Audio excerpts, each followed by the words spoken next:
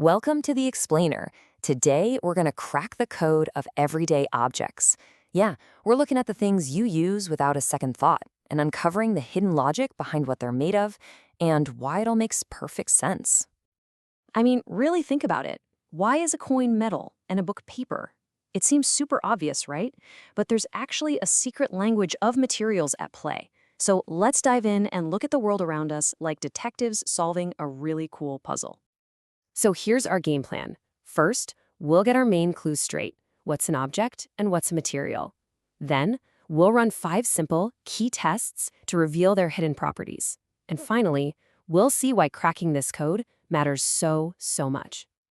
All right, first things first. Before we can start our investigation, we have to be super clear on the difference between an object and a material.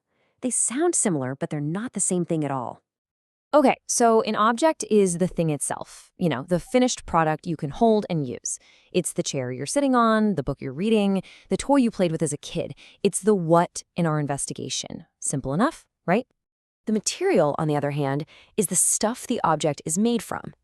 So wood is the material used to make the chair. Plastic might be the material that makes up that toy. The material is the how it's all put together. Now here's where it gets really interesting. This relationship is totally flexible. You can have one type of object, like a plate, but make it from a bunch of different materials, steel, glass, or plastic. And then you can flip that around. You can take just one material, like wood, and create a ton of different objects, chairs, tables, even paper.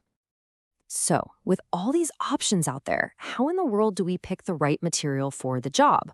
Well, it all comes down to understanding their properties. And to do that, we're going to run 5 key tests to uncover their secrets.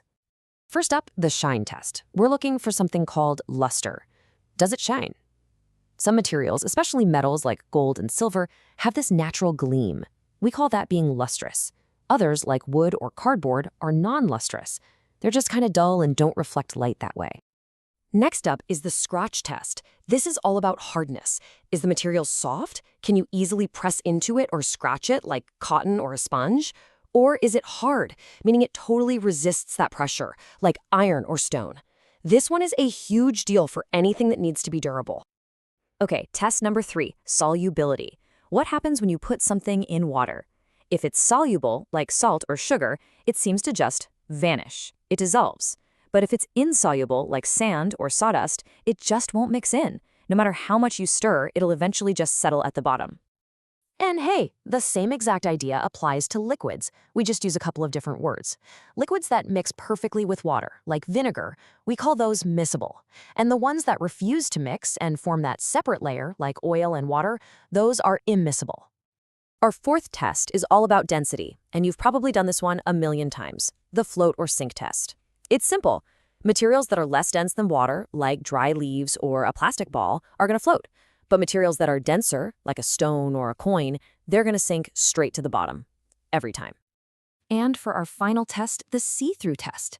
This tells us if a material is transparent, where light passes right through and you can see perfectly, like with glass. Or is it translucent, where some light gets through but things look blurry, like on a frosted glass window? Or is it opaque, blocking all the light so you can't see through it at all, like a piece of wood or metal? Okay, detective, we've run our tests, we've gathered our clues, and we've identified the secret properties of all these materials. So let's head into our final section and finally crack the case of why our world is built the way it is. So why do we even bother sorting materials by what they can do? Well, sure, it's convenient for organizing things, and it helps scientists study patterns. But the most important reason, the big one, the one that answers our original mystery, is usage. It's all about choosing the absolute best material for a very specific job. And that's it. The properties dictate the purpose. Think about it. A drinking glass needs to be hard, it needs to be insoluble in water, and it helps if it's transparent. A piece of cloth fails all those tests. That's why your cup is glass and your sweater is wool. It's why your phone screen is made of an incredibly hard, transparent material. The properties are a perfect match for the job it has to do. Every single object you use, from a simple wooden spoon to the complex stuff inside a rocket ship, exists because somebody understood these properties and made a very deliberate choice. None of this is by accident. It's all by design.